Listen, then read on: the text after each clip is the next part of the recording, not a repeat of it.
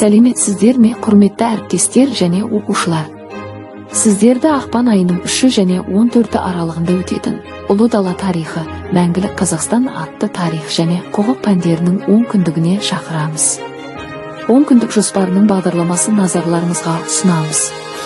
Тарихқа қызығушылықтарыңызды арттыратын ашық сабақтарымыздың белсенді қатысушылары болыңыздар.